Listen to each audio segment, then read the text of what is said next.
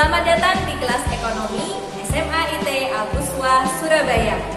Ekonomi itu mudah dan menyenangkan. Pada video kali ini, kita akan belajar tentang kegiatan akuntansi di dalam perusahaan dagang. Kegiatan utama perusahaan dagang adalah pembelian dan penjualan barang dagangan. Nah, sebelumnya, agar kita dapat memahami transaksi-transaksi dan juga pencatatan akuntansi perusahaan dagang, maka tentunya kita harus memahami terlebih dahulu aturan penentuan debit dan kredit dalam akuntansi perusahaan dagang.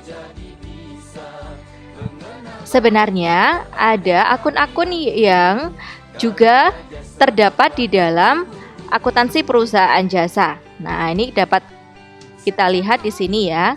Ada beberapa kondisi akun yang ini posisinya sebenarnya sama dengan perusahaan jasa dan juga muncul di perusahaan dagang maupun di perusahaan jasa. Seperti ada kas, kendaraan, piutang dagang, kemudian barang habis pakai, peralatan kantor, gedung, tanah, perabotan, perlengkapan, asuransi dibayar di muka, sewa dibayar di muka, beban dibayar di muka, biaya sewa, macam-macam biaya, gaji pegawai, biaya bunga, biaya promosi, dan prive. Dan perlu diperhatikan di sini akun-akun tersebut, ya, akun-akun tersebut ini, ya, posisinya bertambahnya ada di debit, ya, bertambahnya ada di debit, berkurangnya ada di kredit, dan saldo normalnya mengikuti posisi positifnya yaitu di debit. Oke, selanjutnya ada akun-akun yang dia bertambahnya posisinya kebalikannya, yaitu posisinya ada di kredit, ya. Akun apa saja itu? Ada utang dagang, utang jangka panjang, utang jangka pendek, pendapatan, modal, pendapatan lainnya, pendapatan diterima di muka karena di sini sebagai pendapatan. Kemudian beban yang masih harus dibayar atau beban yang masih terutang, ya. Karena ini masih berupa utang, maka bertambahnya di kredit. Kemudian sewa diterima di muka, di mana di sini menjadi bagian dari pendapatan, sehingga posisinya juga di kredit. Nah, ini ya. Ini juga akun-akunnya juga sama dengan di perusahaan jasa. Jadi baik perusahaan jasa maupun dagang sama. Nah, selanjutnya disinilah kita perlu memperhatikan adanya akun-akun yang familiar atau yang munculnya itu karakteristiknya ada di perusahaan dagang, karena hal ini terkait dengan kegiatan yang dilakukan oleh perusahaan dagang yaitu penjualan. Nah, di sini ada akun apa saja?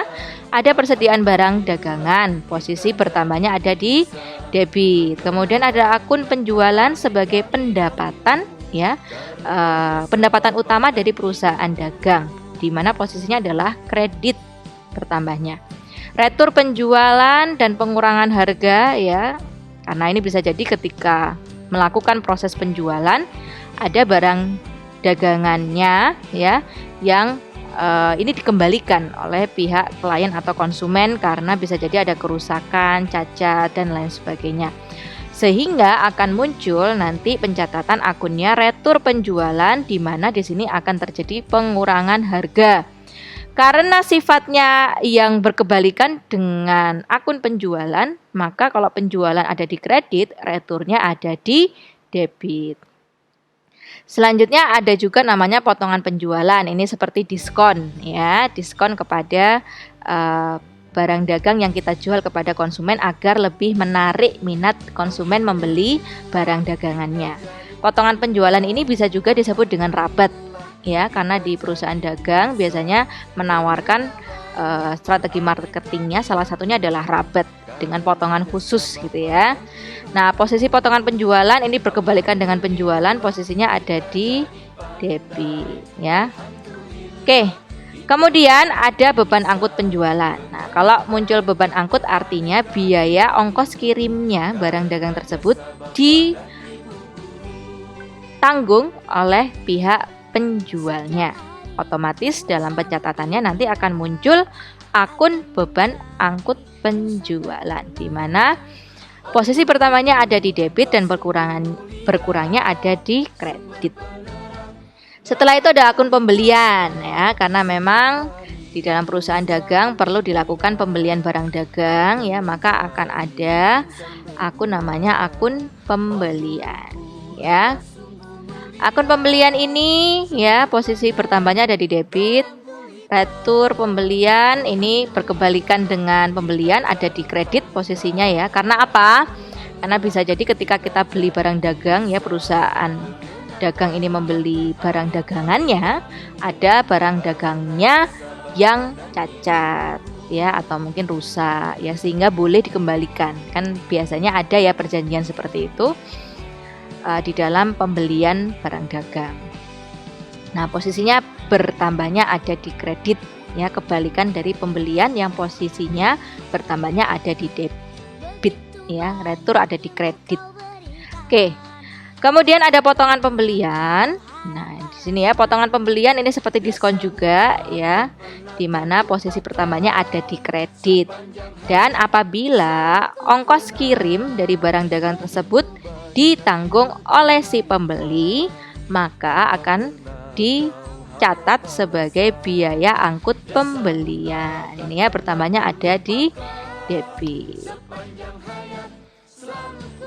Selanjutnya kita juga harus memahami tentang syarat pembayaran barang di dalam perusahaan dagang. Nah, adapun syarat kesepakatan pembayaran perusahaan dagang ini biasanya terjadi dalam transaksi jual beli tunai ataupun penjualan kredit ya. Ini ada on cash sama on account ya. Di mana pembayaran kredit ini ya, jadi pelunasannya terjadi setelah pengiriman atau penyerahan barang dagang gitu ya. Nah, syarat-syarat pembayaran yang tercantum dalam faktur. Nah, kalau kita berbicara dengan faktur ini pasti terlibat dengan pembayaran ya atau transaksi kredit. Oke.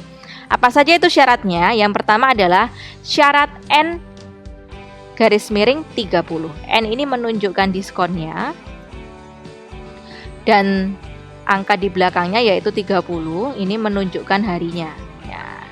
Maka bacanya ya kalau ada tulisan N_30 ya, artinya pembeli harus melunasi harga barang paling lambat 30 hari setelah tanggal transaksi.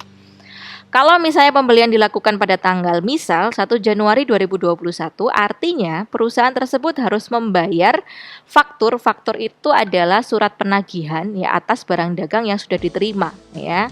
Nah ini ya, berarti kalau belinya ya atau diterimanya tanggal 1, terjadi transaksinya tanggal 1 Januari, maka pembayaran paling lambat terjadi pada tanggal 30 hari setelahnya ya. Paling tidak tanggal 31 itu sudah ada yang menagih gitu ya untuk melakukan pelunasan gitu. Kemudian ada syarat 2/10 ya, 2/10 N/30. Nah, kalau ada angka di depannya artinya ini ada diskon, di mana diskonnya ini terjadi atau diberikan ketika pelunasannya. Nah, ini ya paling lambat 10 hari. Jadi kalau tadi belinya dilunasinya tanggal 5 ya, beli tanggal 1 dilunasinya tanggal 5, maka akan diberikan diskon 2% gitu ya. Tapi kalau dilunasinya setelah tanggal 11-an ya, maka tidak mendapatkan diskon, di mana tetap harus membayar paling lambat 30 hari setelah tanggal transaksi. Nah, ini artinya ini ya. Oke, selanjutnya adalah syarat EOM, end of month ya, di mana faktur ya harga bersihnya ini harus dilunasi paling lambat akhir bulan ya, dan tidak ada potongan. Akhir bulan tanggal 30, tanggal 31 ya, kalau Februari tanggal 28 atau 29. Oke, kalau ada tambahannya seperti ini 2/15 EOM. Nah, kalau pelunasannya ya 15 hari setelah tanggal transaksi, maka akan diberi diskon. Nah, diskon ini bisa bermacam-macam ya. Kalau angkanya 2 berarti diskonnya 2%. Kalau angkanya 10 berarti potongan diskonnya 10%. Nah, selanjutnya ada namanya syarat penyerahan barang dalam perusahaan dagang ya kan. Namanya barang dagang dari penjual akan dikirim kepada pembeli. Nah, ini ada gudang penjual, ada gudang pembeli. Apabila terjadi penyerahan barang secara FOB shipping point atau free on board shipping point ya, maka ongkir biaya angkut dan kondisi barangnya ditanggung pembeli. Ya, artinya di sini kondisinya ya, transaksinya terjadi di gudang penjualnya. Nah, karena sudah terjadi penyerahan barang di gudang penjual, otomatis kan dari gudang penjual harus dikirim ke pembeli ya. Nah, dari sini selama pengangkutan barang dagang tadi ya, maka biaya ongkirnya akan ditanggung pembeli. Dan sejak keluar dari gudang penjual ini sudah menjadi hak pembeli. Kemudian ada FOB Destination Point. Nah, kalau tadi penyerahannya ada di gudang penjual, sekarang penyerahannya ada di gudang pembeli, gitu ya.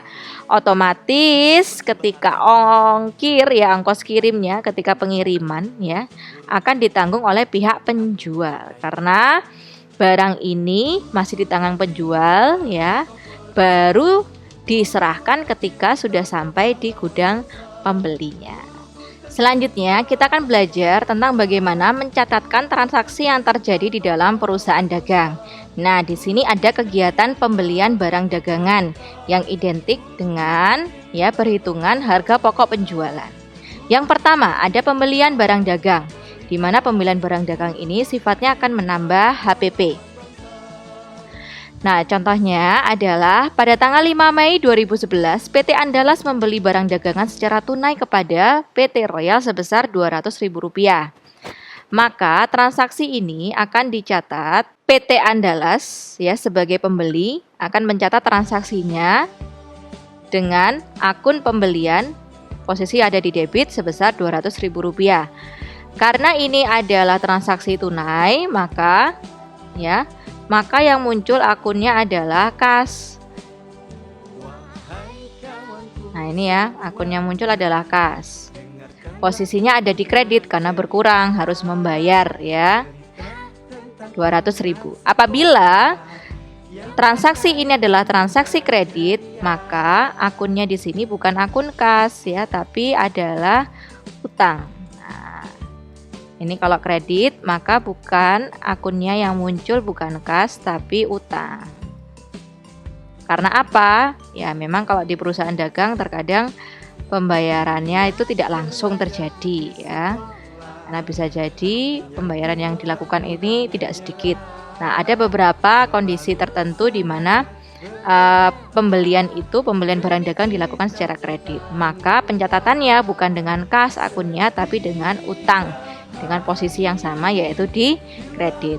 Selanjutnya, nah di dalam pembelian seperti yang disampaikan sebelumnya bisa jadi ada kondisi-kondisi tertentu di mana ketika kita membeli barang dagang itu terjadi cacat, rusak atau kesalahan pengiriman gitu ya. Sehingga bisa terjadi namanya retur pembelian atau pengembalian ya barang yang sudah kita beli. Nah, ini sebagai fasilitas biasanya ya dengan perjanjian. Ya. Kemudian dari retur tadi juga akan dilakukan pengurangan harga dan kondisi ini tentunya akan mengurangi HPP. Contohnya dapat kita lihat sebagai berikut. Nah, ini masih berhubungan dengan transaksi sebelumnya ya. Tadi transaksinya tanggal 5 Mei. Nah, kalau ini returnya terjadi tanggal 12 Mei. PT Andalas mengembalikan barang yang dibeli secara tunai pada tanggal 5 Mei kepada PT Royal karena rusak. Nah, pengembaliannya karena rusak sebesar Rp50.000 dari Rp200.000 tadi. Maka PT Andalas akan mencatatkannya sebagai berikut. Nah, transaksinya tadi tunai ya. Sehingga posisi kasnya tadi yang berkurang dikembalikan kan ya, karena barangnya retur, uang kita kembali gitu ya. Kasnya di debit sebesar Rp50.000 dan pembelian ini juga pencatatannya harus dikurangi ya, tapi akunnya yang muncul adalah retur pembelian sebagai catatan kita bahwa terjadi pengembalian barang dagang sebesar Rp50.000 posisinya di kredit. Kalau ini transaksinya kredit, ini tadi transaksinya tunai ya. Kalau transaksinya posisinya kredit ya, maka akunnya ya seperti yang di atas tadi, kasnya diganti utang. Ini pun sama, kasnya nanti akan berganti utang. Karena apa? Ketika kita mengembalikan barang dagang yang kita beli ya utangnya juga harus dikurangi dong ya. Nggak mau kan utang kita tetap gitu kan, padahal barangnya sudah kembali ya. Oke. Selanjutnya ya, ada kegiatan potongan pembelian ya, di sini ada diskon. Jadi ketika kita beli langsung dikasih diskon gitu ya sama penjualnya. Ya. Nah, ini contohnya dapat kita lihat pada tanggal 24 Mei 2011 PT Java, berbeda perusahaan ya, membayar utang sebagai pelunasan faktur pembelian. Nah, kalau faktur ini berarti apa? Transaksinya terjadi secara kredit. Ya, belum dibayar. Barang sudah diterima tapi belum dibayar. Ya, makanya biasanya dikasihnya faktur. Tertanggal 20 Mei ya 2011 kepada PT Bali Persada sebesar 400.000 dengan syarat. Nah, ini ya. Kita tadi di awal belajar tentang syarat ini ya. 2/10 N/30. Nah, ternyata PT Java ini membayarnya 24 Mei ya. Dari pembeliannya tanggal 20, artinya apa? 4 hari setelah tanggal transaksi. Masih dapat dong ya. Masih dapat ya diskon ya, karena membayar tidak lebih dari 10 hari setelah transaksi terjadi. Diskonnya berapa? 2%. Nah, ini ya. Nah, berarti potongan yang diterima PT Java. Nah, ini coba diperhatikan di sini. Jumlah dalam fakturnya tertulis 4 juta yang harus dibayar. Kemudian dapat potongan 2% karena membayar lebih cepat, ya kan? Tanggal 10 tadi, 10 hari setelah transaksi. 2% dari 4 juta rupiah. Artinya potongan diskonnya dapatnya 800.000 rupiah dalam faktur tersebut. Ya, sehingga jumlah yang harus dibayar oleh PT Java sebesar 3.200.000 rupiah. Maka pencatatannya, nah ini diperhatikan dengan baik. Karena ini faktur berarti transaksinya kredit. Nah ya, karena sudah dibayar otomatis utang dagangnya harus dikurangi. Kalau berkurang utangnya posisinya di debit 4 juta. Nah ini perlu diperhatikan. Yang dibayar dari tagihan 4 juta, yang dibayar hanya 3.200.000 rupiah. Karena 800.000 rupiahnya adalah diskon. Ya, nah di sini maka dari itu kasnya hanya berkurang 3.200.000 dan di sini ada potongan pembelian sebesar 800.000 rupiah. Seimbang ya. Debitnya yaitu utang 4 juta, kreditnya kas dan potongan pembelian sebesar 3.200.000 ditambah 800, sama-sama 4 juta rupiah. Kita lanjutkan. Transaksi berikutnya adalah beban angkut pembelian. Nah, apabila di dalam pembelian barang dagang ini ya perjanjiannya adalah ongkos kirimnya ditanggung oleh kita sebagai pembeli, ya maka dari itu kita harus membayar beban angkut pembelian. Nah, ini ada contohnya ya, PT Andalas tadi beli dari PT Jaya 500.000 dengan syarat 2/10 N/30. Dengan syarat penyerahan barangnya shipping point. Nah, berarti ditanggung oleh pembeli ya. PT Andalas membayar biaya angkut atas barang tersebut ya, di mana biayanya adalah 60.000 rupiah. Nah, pencatatannya bagaimana? Nah, ini ya. Ketika membeli barang dagang, untuk jurnal membeli barangnya, pencatatannya pembelian bertambah 500.000 rupiah. Karena belum dibayarkan ini faktur ya. Nah, ada syarat ini. Biasanya kita bisa tipsnya, kalau kita ingin mengetahui ini transaksi tunai atau kredit, kita bisa melihat ada angkanya ini, angka faktur syarat pembayaran ini, maka ini menunjukkan transaksinya kredit. Oke, di sini otomatis yang muncul adalah utang dagang akunnya ya, dicatat sebagai utang dagang, dikredit. Kemudian jangan lupa tadi ada biaya angkut, maka harus dicatat juga biaya angkutnya ya, beban angkut pembeliannya di debit 60.000, harus dibayar tunai, kalau ini nggak bisa ngutang ya. Nanti diprotes sama pihak jasa pengirimannya. Nah, ini dibayarnya secara tunai ya, yaitu 60.000 rupiah sehingga kasnya berkurang di kredit 60.000 rupiah. Nah, kalau itu tadi sebelumnya adalah transaksi pembelian. Selanjutnya kita akan belajar kegiatan penjualan barang dagangan, cara mencatatnya di dalam akuntansi perusahaan dagang bagaimana sih? Ini ya, yang pertama ada penjualan barang dagang. Ingat, Penjualan di sini di dalam perusahaan dagang menjadi pendapatan dari perusahaan tersebut. Nah, ini ya. Contohnya, pada tanggal 5 Juni 2011, PT Nande menjual barang dagangan secara tunai, transaksinya tunai kepada PT Andala sebesar Rp1.500.000. Maka, pencatatan di PT Nande-nya dalam jurnal umum, kasnya bertambah, ya kan? Dapat ya, karena tunai kan ya.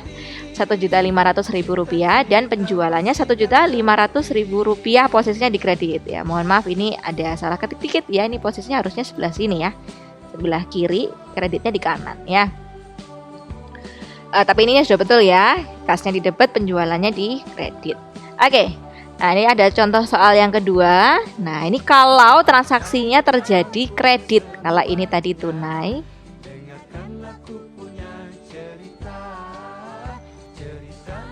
Kalau ini kredit.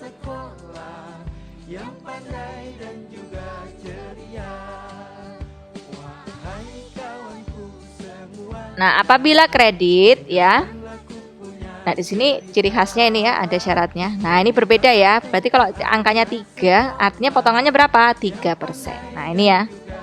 Transaksi tersebut akan dicatat oleh PT Pelangi. Nah, ini bedanya nih. Coba diperhatikan. Kalau ini kas ya, kalau ini kas. Tapi kalau yang ini apa? Ditulisnya sebagai piutang dagang, gitu ya. Piutang dari Di sini ada PT Pelangi ya, yang bertransaksi dengan PT Ngadirejo. Jadi ini piutang dagangnya dari PT Pelangi yang menjual barang dagang ke PT Ngadirejo. Selanjutnya, nah seperti halnya pembelian ada retur, maka penjualan pun juga ada retur ya. Karena bisa jadi barang yang dijual itu juga ada cacat atau rusak ya, sehingga diperlukan pengembalian atau retur. Di sini retur penjualan juga akan mengurangi pengurangan harga ya. Contoh soalnya, nah ini ya, dari yang jualan tadi ya PT Nande, ternyata ada yang dikembalikan barangnya karena rusak ya, sebesar 200.000. Maka pencatatannya adalah retur penjualan ya, posisinya kebalikan dari penjualan. Kalau penjualan bertambahnya di kredit, maka returnya ada di debit. Nah, di sini 200.000. Otomatis karena ini pendapatan, kasnya tadi sudah diterima kan ya. Karena dikembalikan barang yang dijual, kasnya juga dikembalikan, yaitu kredit ya sebesar Rp200.000. Ini untuk transaksi tunai. Kalau yang contoh soal kedua, ini transaksinya adalah kredit ya. Transaksi kredit di sini adalah bedanya di pencatatan kas sama piutang dagangnya ya. Kalau di sini contoh soal yang kedua ya, pengembaliannya 500.000 ya, angkanya beda. Nah, sehingga ini piutang dagangnya 500.000, returnya Rp500.000. Selanjutnya di sini ada potongan penjualan atau diskon atau rabat. Ya, ini fasilitas ya untuk kita sebagai penjual kadang memberikan marketing ya. Kamu kalau beli di saya dapat rabat nih gitu ya, penawaran ekstra gitu ya, diskonan. Nah, ini ya. Contohnya pada tanggal 10 Juni PT Ngadirejo melunasi utangnya sebagai pelunasan faktur ya, 3/10 N/30. Nah dia membayarnya ternyata ini ya di dalam periode 3/10 ini ya. Nah otomatis penyelesaiannya sebagai berikut. Ada potongan tunai 3% dari totalnya yaitu Rp2.500.000. Dapat potongannya berapa?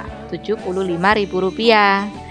Dan yang dicatatkan di dalam PT Ngadirejo sebagai penjualnya adalah kas yang diterima ya, bukan Rp2.500.000 ya, karena pembeli dapat potongan tadi ya. Maka yang diterima dari PT Ngadirejo, diterima PT Ngadirejo dari PT Pelanginya itu sejumlah Rp2.425.000 ya, karena Rp75.000-nya sudah jadi potongan penjualan. Piutang dagangnya harus dihapus ya. Dengan cara apa? Tadi piutang dagang posisinya posisi sebelumnya ada di debit ya. Nah, kalau di sini posisinya kredit ya, harus dikurangi Rp2.500.000. Seimbang ya debit dan kreditnya. Oke.